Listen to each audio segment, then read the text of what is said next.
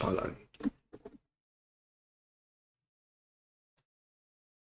Start చేద్దాము.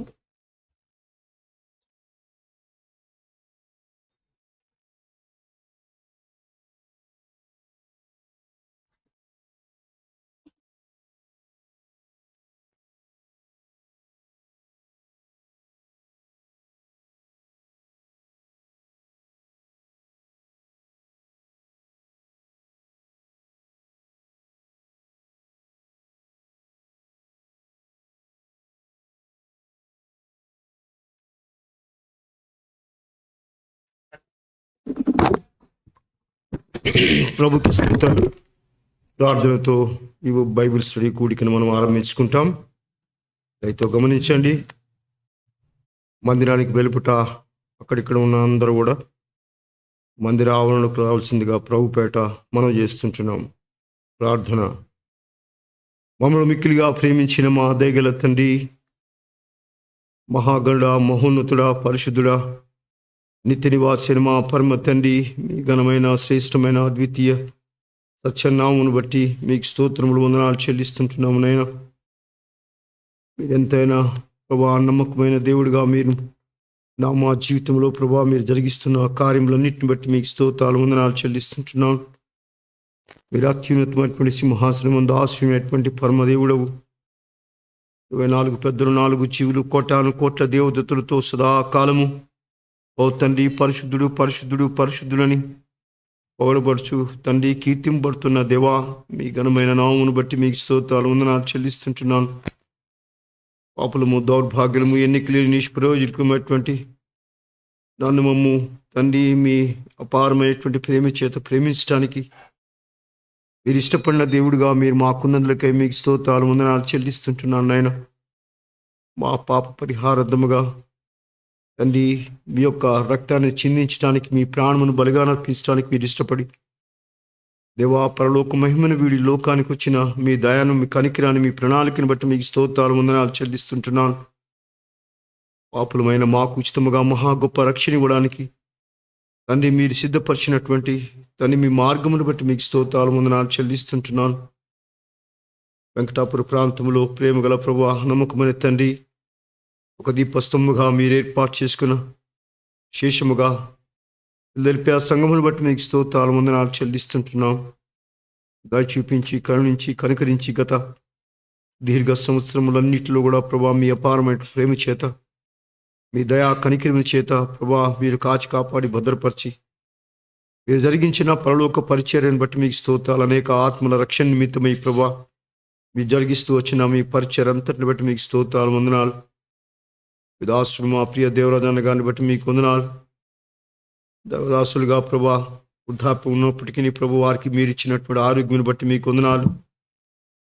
సంఘం పట్ల వారికి ఇచ్చిన బాధ్యతను బట్టి మీకు స్తోత్రాలు, భారమును బట్టి మీకు వందనాలు.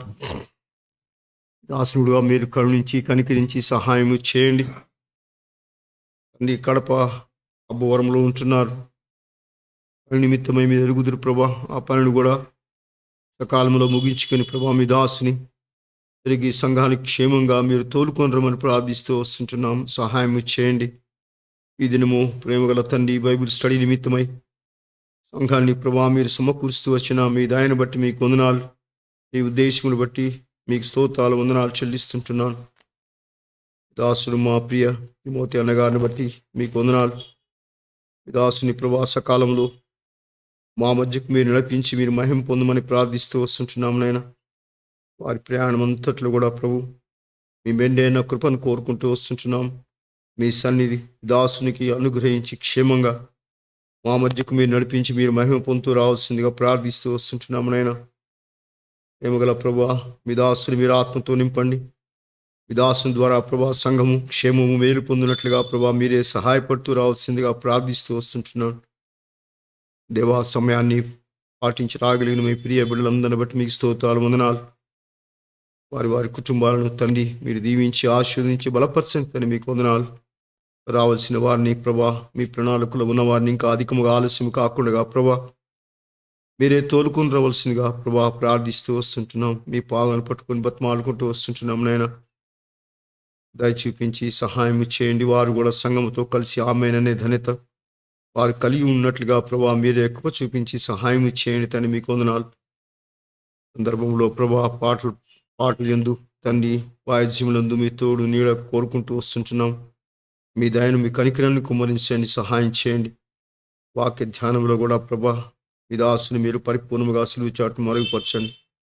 ఆ రీతిగా ప్రభా ఈ దినము జరిగే పరిచయం అంతటిని కూడా మీ కృపగల హస్తాలకు అప్పగించుకుంటూ వస్తుంటున్నాం. ప్రభు నిలబడుతున్న మీ దాసులమైన మమ్మ కూడా ప్రభా మీ సిలువ చాటును మరుగుపరచండి. ఎన్నిక లేని వారము తండ్రి, అనేక పర్యాయములు మీ పరిశుద్ధత ముందు పడిపోయిన వారము, మీకెంతో దూరస్థములుగా ఉండి మిమ్మల్ని గాయపరిచి మీ గాయమును రేపిన వారమని మీ సన్నిధిలో ఒప్పుకుంటూ వస్తుంటున్నాం. మీరు త్రోసి విదివేసే దేవుడు కాక నన్ను మమ్మల్ని మీ కల్వరి సిలువ ప్రేమతో ప్రేమించి మీ హక్కును చేర్చుకొని మీ బిడలుగా మీ సంఘంలో ఈ రీతిగా ప్రభా జ్ఞాపకం చేసుకుంటూ వచ్చిన మీ దయను బట్టి మీకు స్తోత్రాలు వందనాలు చెల్లిస్తుంటున్నాను. సహాయం చేయండి తండ్రి. మీకు వందనాలు. వంటశాలలో పరిచయం జరిగిస్తున్న ప్రియ బిడలను బట్టి మీకు వందనాలు. వారి సమర్పణను బట్టి కూడా ప్రభా ఈ జ్ఞాపకం చేసుకుని నీ పరలోక బహుమానులు మీరు అనుగ్రహించి మీరే మహిమ పొందుతూ రావాల్సిందిగా ప్రార్థిస్తూ వస్తుంటున్నాం. ఈ కూడికంతట్లో కూడా వినియోగంగా ఉండి మీరే నడిపించి మహిమ పొందమని మమ్మల్ని మేము తగ్గించుకొని మిమ్మల్ని బావుగా హెచ్చిస్తూ యేసుక్రీస్తు వారి కృపగల నాములు స్తుతించి ప్రార్థించి అడిగి వేర్చుంటున్నాము తండ్రి. ఆమేన్. కూర్చోనండి.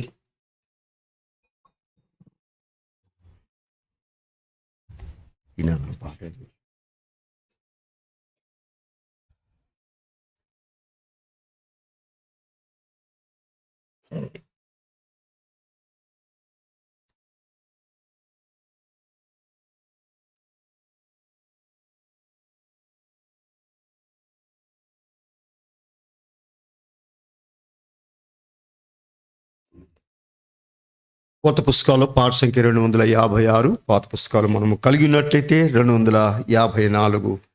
స్తుతులు నీకు అర్పింతుము సతతము మా ప్రభువా సన్నుతించెదము. కొత్త పుస్తకాల్లో పాఠ సంఖ్య 256, పాత పుస్తకాల్లో 254.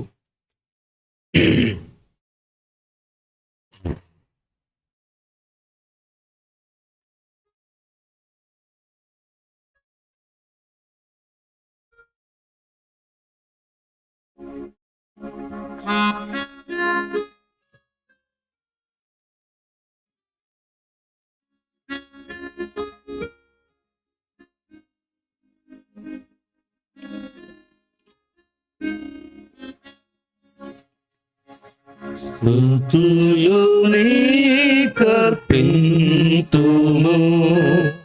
సతతము మా ప్రభువా సన్నుతించెదం.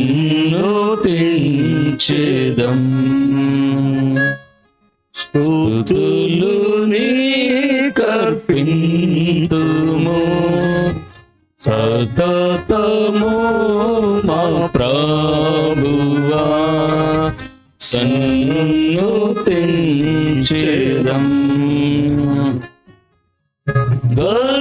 గడచినట్టి కాలము కరుణతో నన్గాచితివి. గడచినట్టి కాలము కరుణతో నన్గాచితివి. వేళలేనాటి నీ కృపా చూపినాటి మా ప్రభు. వేళలేనాటి మా కృపా చూపినాటి మా ప్రభు. స్తుతులు నీకర్పింతుము సతతము మా ప్రభువా సన్నుతించెదం.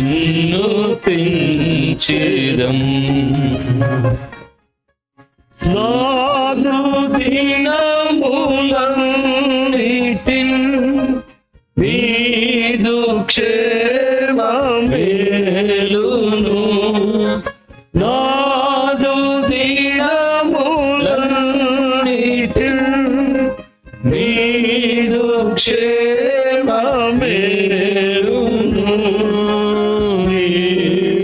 జాడలన్నీయున్ సారంబునిచ్చును.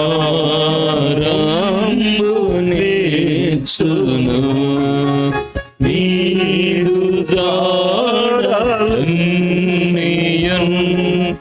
సారంబునిచ్చును.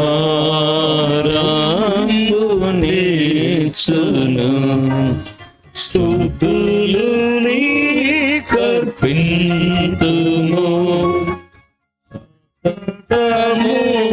మా ప్రభువా, సన్నుతి స్తుతులు నీకర్పింతుము సతతము మా ప్రభువా, సన్నుతించెదం.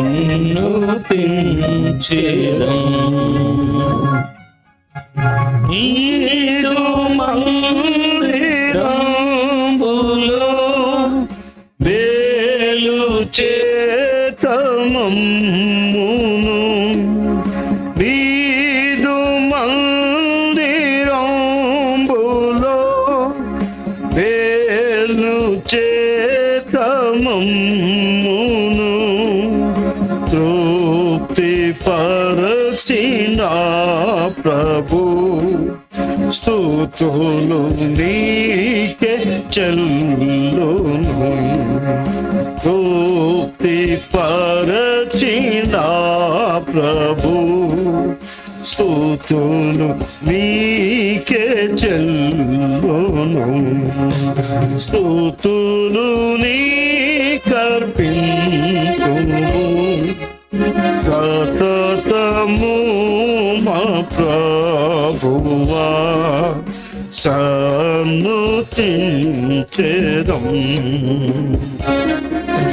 స్తుతులు నీకర్పింతుము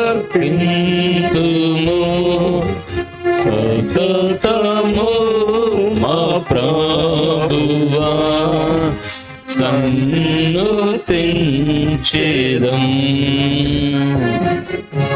నీదు నామ ఘనతను, నీదు ప్రేమ పనులను, నీదు నామ ఘనతను, నీదు ప్రేమ పనులను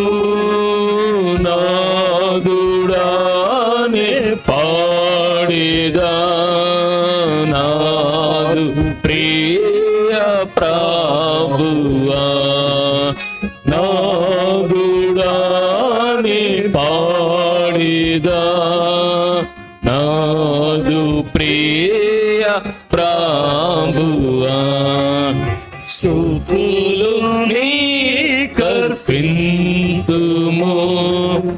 సతతము మా ప్రభువా, సన్నుతించెదం.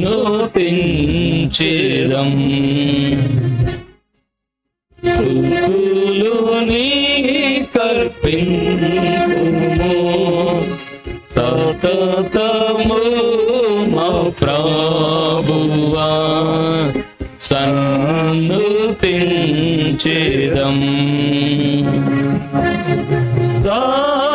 సత్యరూపి నీవేగా, సకల సృష్టికర్తవు. సత్యరూపి నీవేగా, సకల సృష్టికర్తవు. సతతము మౌనేలుము హల్లెలూయా పాడిదం.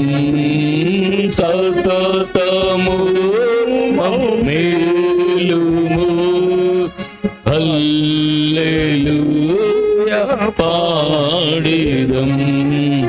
స్తుతులు నీకర్పింతుము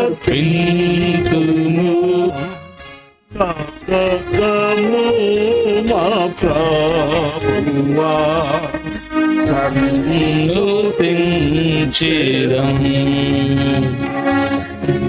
స్తుతులు నీకర్పింతుము సతతము మా ప్రభువా సన్నుతించెదం.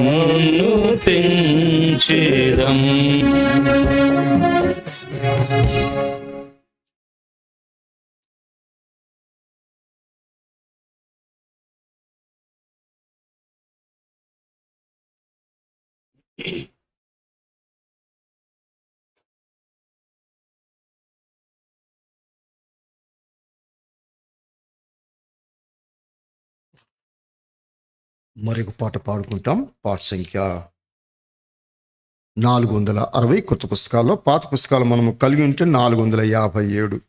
కొత్త పుస్తకాల్లో 460, పాత పుస్తకాలు మనము కలిగి ఉంటే 457. క్రీస్తేసు ప్రభు తన రక్తమిచ్చి కొన్నటి సంగమున.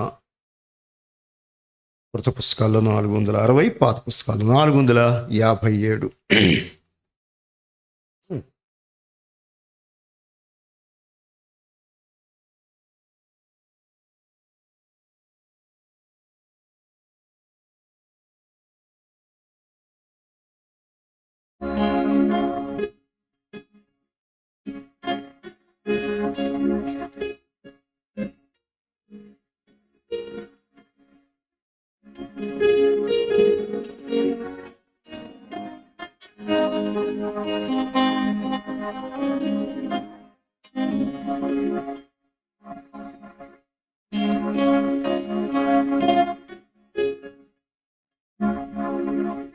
క్రీస్తు ప్రభు తన రక్తమిచ్చి కొన్నటి సంగమున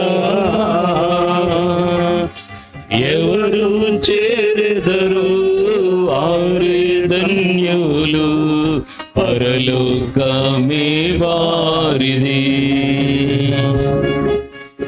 ఎవరు చేరెదరు వారి ధన్యులు పరలోకమే వారిది.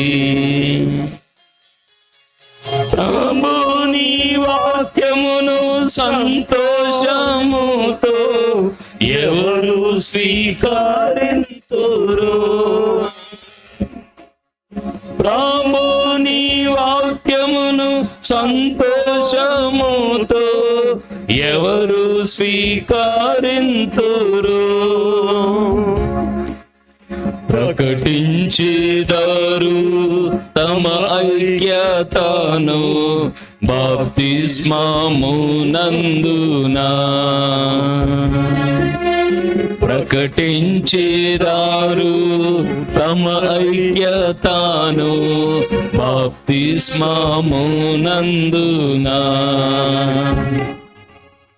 క్రీస్తు ప్రభు తన రక్తమిచ్చి కొన్నటి సంగమునా ఎవరు చేరెదరు వారి ధన్యులు పరలోకమే వారిది. ఎవరు చేరెదరు వారి ధన్యులు పరలోకమే వారిది. అపోస్తలుల బోధను నమ్మి స్థిరపరచబడిన వారే, అపోస్తలుల బోధను నమ్మి స్థిరపరచబడిన వారే, ఆత్మశక్తితో వారు ఎల్లప్పుడూ సంగములు నిలచేదారు. ఆత్మశక్తితో వారు ఎల్లప్పుడూ సంగములు నిలచేదారు.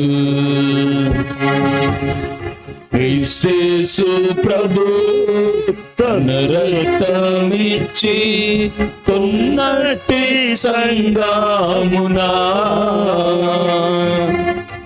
ఎవరు చేరెదరు వారి ధన్యులు పరలోకమే వారిది. ఎవరు చేరెదరు వారు ధన్యులు, పరలోకమే వారిది. పరిశుద్ధులతో సహవాసమును ఎవరు కలిగి ఉందురో,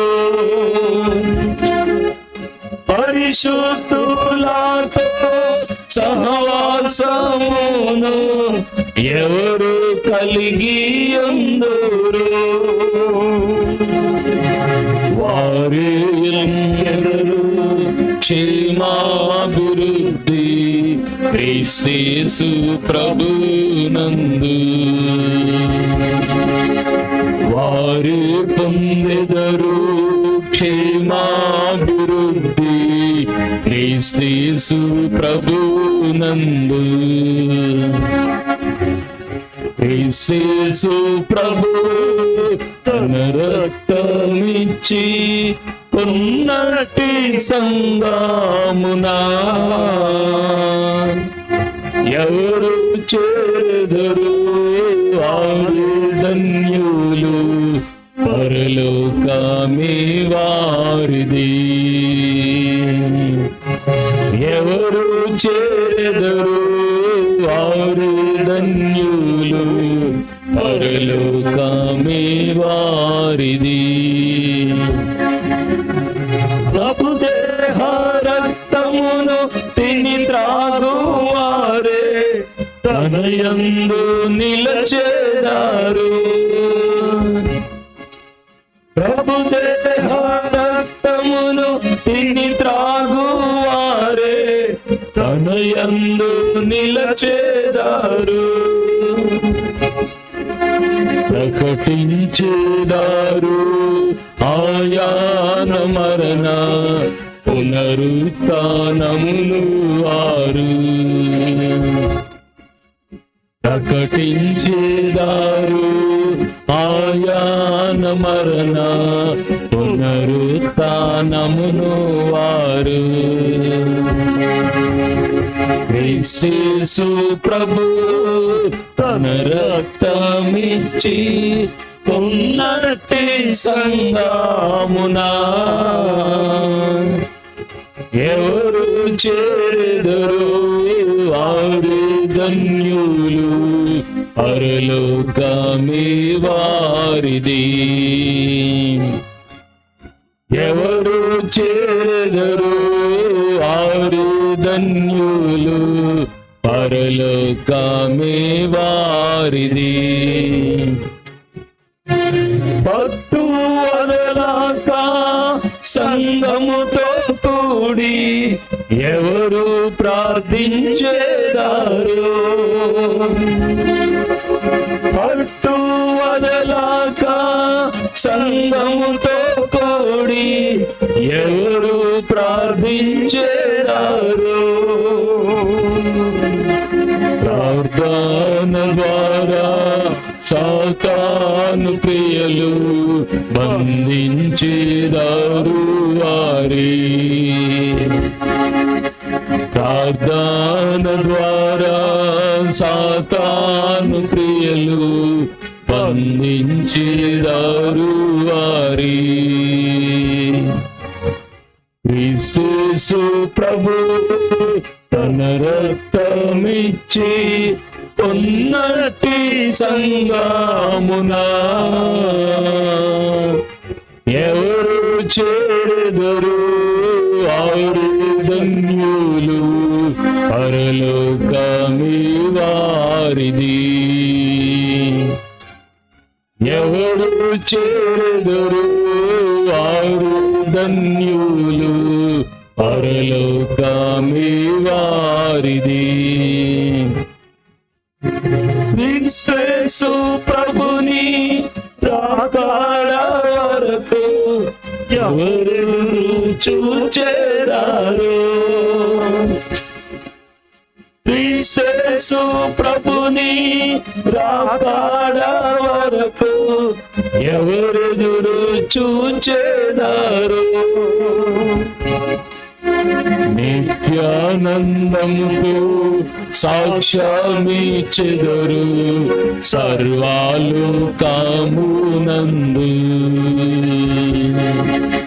నిత్యానందముతో సాక్ష్యమిచ్చెదరు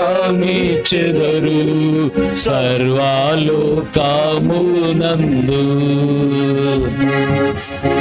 క్రీస్తు ప్రభువు తన రక్తమిచ్చి కొన్నటి సంగమునా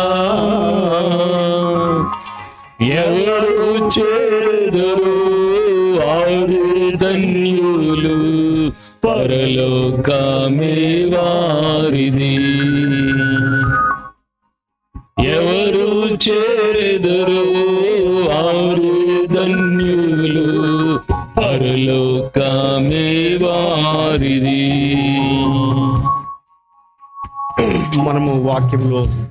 మనం వాక్యంలో ప్రవేశించే ముందు బైబిల్ పల్లవి పాడుకుంటాం. యేసు నీ వాక్కు.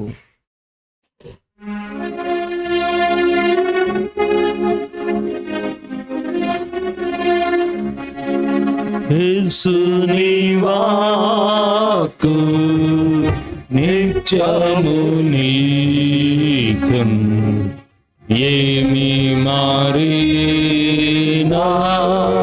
పొల్లు పోదు. భూమ్యాకాశముల్ గతించినాను మారాజు పాల్పు మారాజు.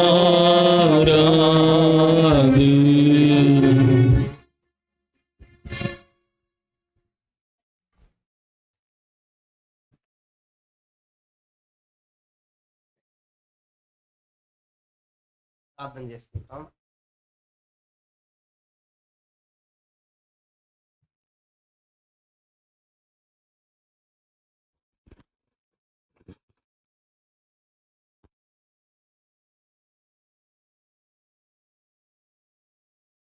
ఉంటాం.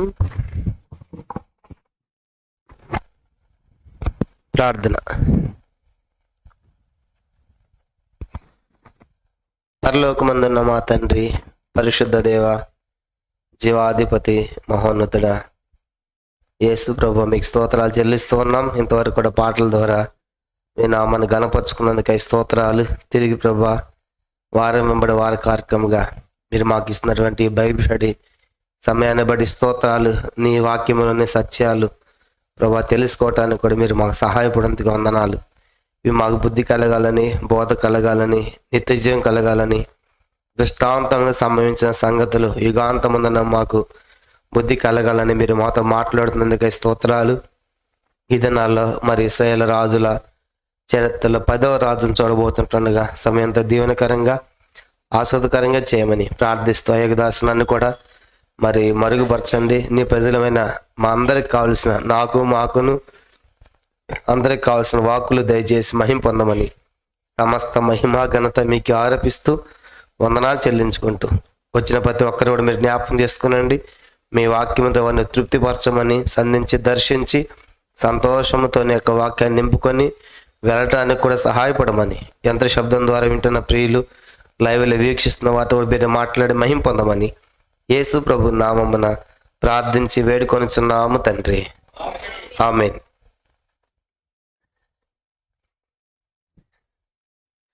పిల్లరా, మనము మరి ఇశ్రాయేల్ రాజుల చరిత్రలో ఇప్పుడు దాదాపుగా 9 మంది రాజుల చరిత్రలు మనం ముగించాము. ఈరోజు మరి 10వ రాజు చరిత్ర మనం చూడబోతున్నాం. ఇశ్రాయేల్ 10వ రాజు చరిత్ర మనం చూడబోతున్నాం. దానికంటే ముందుగా మరి గత వారం చూసినటువంటి యెహూ యొక్క చరిత్ర, ఆయన ఎలా అంతమయ్యాడనే విషయాలు కూడా గత వారం ఎంతో స్పష్టంగా ఆయన గురించిన సంగతులు మనం చూసాం. మరి 9వ రాజుగా యెహోరాము యొక్క చరిత్ర మనము 2వ రాజులు 3వ అధ్యాయం మొదలుకొని మరి దాదాపుగా 9వ అధ్యాయం వరకు కూడా ఉన్న సంగతులు, అనేకమైన విషయాలు గత బైబిల్ స్టడీలో మనం చూస్తూ వచ్చాం.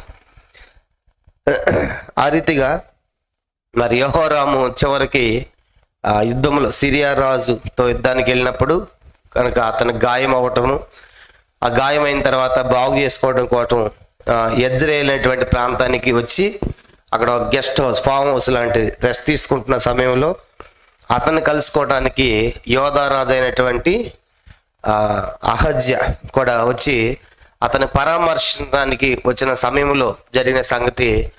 ఈలోపు దేవుడు మరి యెహూను పంపిస్తాడు. కనుక యెహూ ఏం చేశాడంటే సైన్యాన్ని తీసుకుని యెజ్రెయేల్ అనే ప్రాంతానికి వస్తున్నప్పుడు ఆ కోట మీద ఉన్నటువంటి వాడు చూశాడు. సైనికుడు చూసి, రాజా, ఎవరో ఒకళ్ళు తోలుతున్నాడు కనుక బలంగా స్పీడ్గా వస్తున్నాడు, ఆయన వెనకాల సైన్యాలు ఉన్నాయి అన్నప్పుడు ఆయన వెళ్ళి సమాధానం అడిగిరాపు అన్నాడు. మొదటి సైనికుడు పోయి ఆ యెహూతో వెళ్ళామన్నాడు. సమాధానం వస్తున్నావంటే, ఎక్కడ సమాధానం, నా వెనకాల నడు అన్నాడు. కానీ పోయినాడు, వెనకే ఉన్నాడు. మళ్ళీ కోటకి రెండోవాడు చూశాడు. రాజా, పోయినోడు రాలేదు, వాడు ఇంకా బాగా స్పీడ్గా వస్తున్నాడంటే మళ్ళీ రెండోవాడు పంపించాడు. కనుక వెళ్ళి సమాధానం అంటే, ఎక్కడ సమాధానం, నా వెనకాల నడు అన్నాడు. వాడు కూడా వెనక వెళ్ళిపోయాడు. అప్పుడు రాజు ఇక అర్థమైపోయింది. కనుక ఆ తోలడము, శీఘ్రంగా తోలడము, సైన్యం రావటం, ఇది ఖచ్చితంగా యెహూయే అనే సంగతి రాజు గుర్తించి యెహోరాము అప్పుడు అహజ్యాతో అంటాడు, మనం వెళ్ళి కలుసుకుందాం అని చెప్పేసి యోధా రాజు అయినటువంటి అహజ్యా ఒక రథము, ఇశ్రాయేల్ రాజు అయినటువంటి యెహోరాము ఇద్దరు కూడా చెరొక రథం, ఎవరి రథం వాళ్ళు తీసుకుని యెహోకి ఎదురుపోతున్నప్పుడు సమాధానం అని అనగానే, ఎక్కడ సమాధానం, నీ తండ్రి ఆహాబు, నీ తల్లి యెజెబెలు చిల్లంగితనము, జారత్వాలు, విగ్రహారాధన, బయలు దేవతలు దేశమంతా విచ్చలవిడిగా చేసినప్పుడు ఎక్కడ సమాధానం అని చెప్పేసి గట్టిగా ఎప్పుడైతే ఆ యొక్క యెహూ మాట్లాడుతున్నాడో వెంటనే యెహోరాకి అర్థమైపోయింది కనుక ఇతడు చంపుతాడని. అప్పుడు అహజ్యా ఘోరము జరుగుతూ ఉంది అని అనగానే వెంటనే రథం తిప్పుకొని పారిపోదామని ప్రయత్నం చేసినప్పుడు బాణం తీసి సరిగ్గా అతను గుండెలు వేసి కొట్టాడు. అక్కడికక్కడే యెహోరాము మరణమైపోయాడు. ఆ రీతిగా ఇశ్రాయేల్ 9వ రాజు యెహోరాము మరణించినట్లుగా మనం చూసాం. అంతవరకు యెహోరాము చరిత్ర మనం చూసాం. ఇప్పుడు యెహోరాము మరణమైన తర్వాత నెక్స్ట్ ఇప్పుడు రాజు అయింది ఎవరంటే ఇశ్రాయేలుకి, చెప్పండి ఎవరు రాజు అయ్యారు? యెహూ రాజు అయ్యాడు. కాబట్టి ఇప్పుడు యెహూ రాజు అయిన తర్వాత మరి ఇతని పరిపాలన గురించి, ఇతను సంగతి గురించి ఈరోజు మనము పూర్తిగా యెహూ యొక్క చరిత్ర మనం ఈరోజు ధ్యానం చేయబోతున్నాం. ఇతడు ఇశ్రాయేలుకు 10వ రాజుగా మనం చూస్తాం. ఇశ్రాయేలుకు 10వ రాజు యెహూ. వా పెడితే యెహోవా ఇది కనుక ఒకటి పెడితే, కాబట్టి యెహోవా లాగా లేడు, యెహూ లాగానే ఉన్నాడు. కాబట్టి యెహూ అంటే అర్థం ఏంటంటే, యెహూ అంటే అర్థము ఆయన యెహోవా అని అర్థం. చెప్పండి, యెహూ అంటే అర్థం ఏంటి? ఆయన యెహోవా, ఆయన యెహోవా, ఆయన యెహోవా అని అర్థము. బైబిల్లో మొత్తం మనకి 5గురు యెహూలు కనబడతారు. యెహూ అనేటువంటి పేరు కలిగిన వారు మొత్తం బైబిల్లో మనకు 5 మంది మనకు కనబడతారు. మొదటి యెహూ మనం చూసామంటే, మొదటి యెహూ మొదటి రాజుల గ్రంథము 16వ అధ్యాయం, మొదటి రాజులు 16వ అధ్యాయము మొదటి వచనంలో ప్రవక్త అయిన హనాని కుమారుల్లో ఒకడు ప్రవక్త ఉన్నాడు, ఆయన పేరు హనాని. ఆయన కుమారులు ఒకని పేరేంటి? యెహూ. కాబట్టి ప్రవక్త అయిన హనాని కుమారులు ఒకడు అని రాసుకోవాలి. కాబట్టి ఇతడు మొదటి యెహూ కనబడతాడు. ప్రవక్త అయిన హనాని కుమారులు ఒకడు. రెండో యెహూ వచ్చేసి మొదటి దినవృత్తాంతములు 2వ అధ్యాయం 38వ వచనంలో రెండో యెహూ మనకు కనబడతాడు. ఈయన ఎవరంటే యోధా వంశస్థులలో ఒకడు. చెప్పండి, ఈయన ఎవరంట? యోధా వంశస్థులలో ఒకడు. ఇతడు ప్రవక్త అయిన హనాని మొదటివాడు, హనాని కుమారుల్లో ఒకడు. రెండో యెహూ వచ్చేసి యోధా వంశస్థుల్లో ఒకటిగా మనకు కనబడతాడు. మూడో యెహూ వచ్చేసి మొదటి దినవృత్తాంతములు 4వ అధ్యాయం 35వ వచనంలో, మొదటి దినవృత్తాంతములు 4వ అధ్యాయం 35వ వచనంలో షిమ్యోను వంశస్థుల్లో ఒకడు. షిమ్యోను షిమ్యోను వంశస్థుల్లో ఒకడు అని గుర్తుపెట్టుకోవాలి. తర్వాత 5వ యెహూ వచ్చేసి మొదటి దినవృత్తాంతములు 4 యెహూ వచ్చేసి మొదటి దినవృత్తాంతములు 12వ అధ్యాయం. మొదటి దినవృత్తాంతములు 12వ అధ్యాయము 3వ వచనములో సిక్లగులో దావీదును కలుసుకున్న బెన్యామీను వంశస్థుల్లో ఒకడు. ఇతడు బెన్యామీను వంశానికి చెందినవాడు. బెన్యామీను వంశస్థుల్లో ఒకడు. ఇతడే దావీదును సిక్లగులో కలుసుకుంటాడు కనుక బెన్యామీను వంశస్థుల్లో ఒకటిగా 4 యెహూ మనకు కనబడతాడు. ఇప్పుడు 5వ యెహూ మనం చూడబోయేది ఎవరంటే ఇప్పుడు మనం చూడబోయేదే. కనుక 5వ యెహూ ఎవరంటే రాజైన ఆహాబుకు బదులుగా ఉండటానికి ఏలియా చేత అభిషేకించబడ్డాడు యెహూ. కనుక ఇది వచ్చేసి ఇప్పుడు మనం చూడబోయేటువంటి భాగం. మొదటి రాజులు 19వ అధ్యాయం 16వ వచనంలోనే ఏలి అభిషేకిస్తాడు. ఎందుకంటే ఆహాబు నేను కొట్టివేస్తాను, ఆహాబు వంశస్థులు ఒక్కడు కూడా ఉండటానికి వీల్లేదు, కనుక అతని వంశం మొత్తం పూర్తిగా నాశనం చేస్తాను, కనుక నువ్వే రాజుగా ఉండాలని దేవుడు మరి ఆహాబు బతుకున్నప్పుడే ఇతను అభిషేకిస్తాడు. కనుక అంటే ఆహాబుకు బదులుగా ఇశ్రాయేల్ రాజు అవ్వాలని. కాబట్టి ఆహాబుకు బదులుగా రాజు అయినటువంటి యెహూ. ఇంకా మాట చెప్పాలంటే నింషి కుమారుడు అయిన యెహోషాపాతు కుమారుడు అని కూడా రాసుకోవాలి. కనుక యెహూ తండ్రి యెహోషాపాతు, ఆయన తండ్రి నింషి అని కూడా మనం గుర్తుపెట్టుకోవాలి. కాబట్టి ఇప్పుడు మొత్తం మనకు బైబిల్లో 5 యెహూలు కనబడుతున్నారు. యెహూ అంటే అర్థం ఏంటి? ఆయన యెహోవా అని అర్థం. మరి మొదటి యెహూ ఎవరంటే మొదటి రాజులు 16వ వచనంలో ప్రవక్త అయిన హనాని అనేటువంటి ప్రవక్త ఉన్నాడు. ఆ ప్రవక్త ఎంతో మంది పిల్లలు ఉన్నారు. ఆ పిల్లల్లో ఒకని పేరు ఏంటి? యెహూ. 2వ యెహూ ఎవరంటే మొదటి దినవృత్తాంతం 2:38 యోధా వంశస్థుల్లో ఒకడు అని గుర్తుపెట్టుకోవాలి. 3వ యెహూ ఎవరంటే షిమ్యోను వంశస్థుల్లో ఒకడు. 4వ యెహూ ఎవరంటే బెన్యామీను వంశస్థుల్లో ఒకడు. సిక్లగులో దావీదును కలుసుకుంటాడు ఇతడు, కాబట్టి ఇతడు 4వ వాడు. 5వ యెహూ ఎవరంటే ఆహాబు వంశాన్ని నిర్మూలం చేసి ఆహాబ్ ప్లేస్ లో రాజు అవ్వాలి ఇశ్రాయేల్. కనుక దేవుడు అలాగే ఏలియా టైంలోనే అభిషేకిస్తాడు ఈ యెహూని. కాబట్టి ఇతడు ఇప్పుడు మనం ఈ 5 యెహూల్లో ఎవరిని చూడబోతున్నాము? 5వ యెహూ. అది గుర్తుపెట్టుకోవాలి. కాబట్టి ఇతను అనమాట మనం చూడబోతుంది. కాబట్టి ఇప్పుడు ఇతనికి ఏమని దేవుడు చెప్పాడంటే ఆహాబు కుటుంబంలో ఒక్కడిని కూడా ఉంచడానికి వీల్లేదు. ఇంతకుముందు కూడా చూసాం. కనుక బయెషా వంశం అంతా కూడా నిర్మూలం అయిపోయింది. ఆయన వంశం కూడా బయెషా తర్వాత నెక్స్ట్ యెరోబాము నాదాబు వాళ్ళిద్దరితో ఆ వంశం అయిపోయింది. తర్వాత బయెషా ఏల 2వ వంశం అయిపోయింది. తర్వాత జిమ్రి అవుతాడు. ఆ తర్వాత ఒమ్రితో స్టార్ట్ అవుతుంది ఆహాబు వంశము. ఇప్పుడు ఆహాబుతో పూర్తిగా నాశనం అయిపోతుంది ఈ వంశం. ఇప్పుడు మరొక వంశం స్టార్ట్ అవుతుంది, అదే యెహూ వంశం. కాబట్టి గుర్తుపెట్టుకోవాలి. కాబట్టి ఇప్పుడు మనం ఇతను 5వ యెహూను చూడబోతున్నాం. 5వ యెహూ ఎవరంటే ఆహాబును చంపి కనుక తొలగించి అతని ప్లేసులు నువ్వు రాజుగా ఉండాలని దేవుడు అభిషేకిస్తాడు. ఇతడు 5వ యెహూగా మనం గుర్తుపెట్టుకోవాలి. ఇప్పుడు ఇతని చరిత్రలోకి మనం వెళతాం. ఇతని గురించి బైబిల్లో ఎక్కడెక్కడ రాయబడింది, ఇతని పరిపాలన ఎలాగుంది, అసలు ఇతడు ఎందుకు దేవుడు అభిషేకించాడు అనే విషయాలు, ఇతని గురించినటువంటి సంగతులు మనం చూస్తాం. ఇతని గురించి మనము ఎక్కడెక్కడ చూడగలమంటే 2వ రాజుల గ్రంథము 2వ రాజులు 9-10 అధ్యాయాలు, పూర్తిగా 9-10 అధ్యాయాలు చదవాలి. చాలా చరిత్ర ఉంటుంది దీంట్లో ఎక్కువగా. తర్వాత 2వ దినవృత్తాంతములు 22వ అధ్యాయం కూడా ఇతని చరిత్ర మనం చూడవచ్చు. కాబట్టి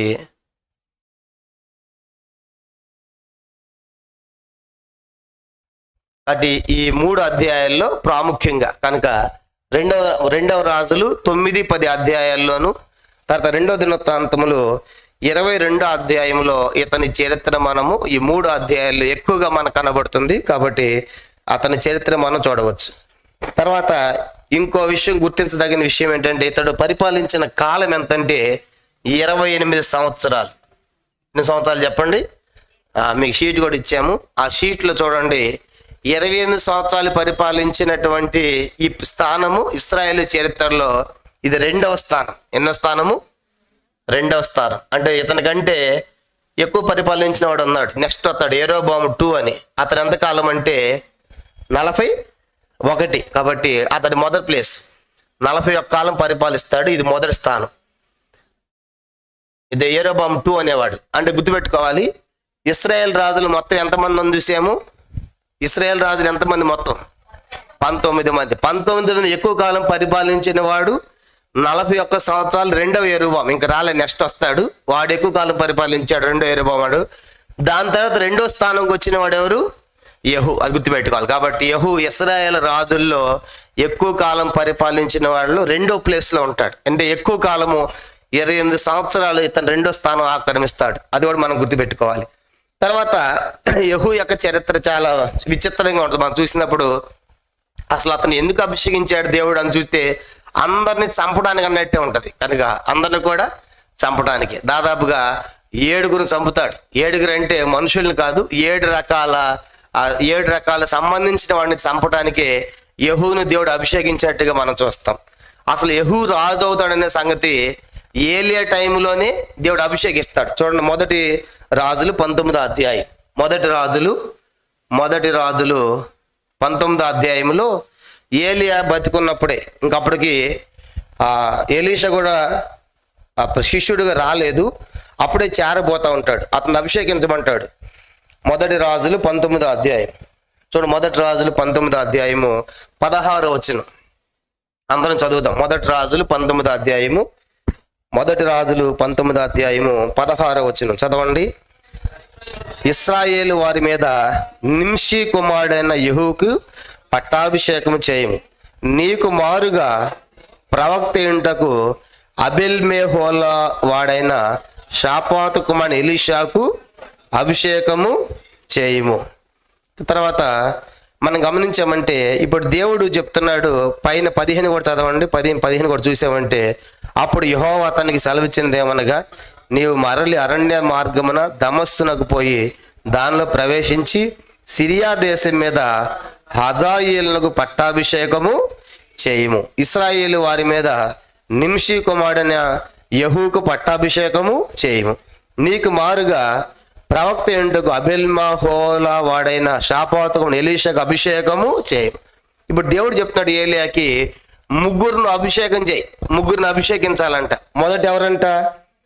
హజాయేల్. కనుక హజాయేల్ అనేవాడు ఏ దేశం మీద రాజు అవుతాడని?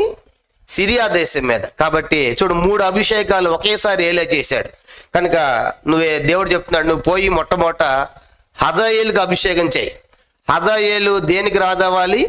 సిరియాకు రాజు అవ్వాలి. తర్వాత రెండవది చెప్పాడు, నింషి కుమారుడైన యెహూకు అభిషేకం చేయి. ఇతడు ఎక్కడ రాజు అవ్వాలంటే ఇశ్రాయేలుకు రాజు అవ్వాలి అని దేవుడు చెప్పాడు. మూడవది, నీకు మారుగా నెక్స్ట్ నువ్వు చనిపోయిన తర్వాత నీ ప్లేస్లో ఇంకోళ్ళు ఉండాలి కాబట్టి నీకు మారుగా ఎవరిని ఏర్పాటు చేయి? ఎలీషాని. అతను కూడా ఏం చెయ్యి? అభిషేకం చేయి. అంటే ఇప్పుడు ఏలియా ఎంతమందికి అభిషేకం చేశాడు? ఒకేసారి 3 కనుక హజాయేల్ ఏమో సిరియా దేశానికి రాజు అవ్వాలని, యెహూ ఏమో ఇశ్రాయేలుకి రాజు అవ్వాలని, తర్వాత ఎలీషాని ఏమో ఏలియా తర్వాత నెక్స్ట్ ప్రవక్తగా ఉండాలని ఈ 3 అభిషేకాలు కూడా దేవుడు చెప్పాడు. అంటే ఇవన్నీ కూడా ఆయనంతటా ఆయన చేయలా. ఎవరు చెప్పారు ఏలియాకి? దేవుడు చెప్పాడు అలా జరుగుతుందని. కాబట్టి ఇది అప్పుడే జరిగింది. మొదటి రాజులు 19వ అధ్యాయంలో జరిగింది. అంటే యెహూ రాజు అవుతాడనే సంగతి ఎప్పుడు రాయబడింది? ఇది 19వ అధ్యాయంలో జరిగింది. కానీ ఎప్పుడు రాజు అయ్యాడు ఈయన? రెండో రాజుల గ్రంథము 9వ అధ్యాయంలో రాజు అవుతున్నాడు. అంటే ఇంతకాలము యెహూను దేవుడు కాపాడాడు. కాబట్టి నువ్వు రాజు అవ్వాలి. చూసారా? కనుక ఆ మధ్య ఎంతమంది రాజులు అయ్యారు కదా. కాబట్టి దేవుడు చెప్పిన టైం అంటూ ఒక టైం ఉంది. కనుక ఆ టైం వరకు కూడా దేవుడు యెహూను కాపాడి ఇప్పుడు ఆ టైం తర్వాత బయట తీసుకొస్తున్నాడు. అందుకే యెహూ గురించి రాయబడిన ప్రవచనంగానే ఒక ప్రవచనం ఉంటుంది యెషయా గ్రంథములో. చూడండి, యెషయా గ్రంథము 49వ అధ్యాయం. యెషయా గ్రంథం 49వ అధ్యాయము చదివామంటే 2వ వచనం చూడండి. యెషయా గ్రంథము 49వ అధ్యాయము దేవుడు తన సమయం వరకు కూడా దాచిపెడతాడు. ఆ తర్వాత దాన్ని బయట తీసుకొస్తాడు. యెషయా గ్రంథం 49వ అధ్యాయము 2వ వచనం. యెషయా 49:2. నా నోరు వాడిగల ఖడ్గం ఆయన చేసి ఉన్నాడు. తన చేతి నీడలను దాచి ఉన్నాడు. నన్ను మెరుగు పెట్టిన అంబుగా చేసి తన అంబుల పొదలు మూసిపెట్టి ఉన్నాడు. దేవుడు అంట ఏం చేశాడంట, బాగా మెరుగు పెట్టి అంబుల పొదలు మూసిపెట్టాడు. ఆ కత్తి బాగా సానబెట్టి పొదను పెట్టి తనకు అంబులో దాచిపెట్టాడు. దాచిపెట్టిన తర్వాత అది ఒకప్పుడు అవసరమైనప్పుడు బయటికి తీస్తాడు. మేము ట్రైనింగ్ ఉన్నప్పుడు తిమోతి అంకుల్ దగ్గరికి వెళ్ళి మందిరం అంతా పనులు చేస్తూ ఉంటే కన్స్ట్రక్షన్స్ అంకుల్ దగ్గరికి వెళ్ళి, అంకుల్ ఇదేం సేవ అంకుల్, తెల్లారులేస్తే ఆ ట్రాక్టర్ వచ్చింది, ఈ కంకర వచ్చింది, ఈ సిమెంట్ వచ్చింది, ఈ ఐరన్ వచ్చింది అని ఈ లెక్కలే జరిపాయి మాకు ట్రైనింగ్ ఉన్నప్పుడు. ఈ ఒకరోజు వెళ్ళాను అంకుల్ దగ్గరికి. ఆంటీ ఖమ్మం పోయారు, అంకుల్ ఒక్కడే ఉన్నారు. రాత్రి 11 అయింది. అంకుల్ రూమ్లో ఒక్కడే ఉంటే వెళ్ళాను. వెళ్ళగానే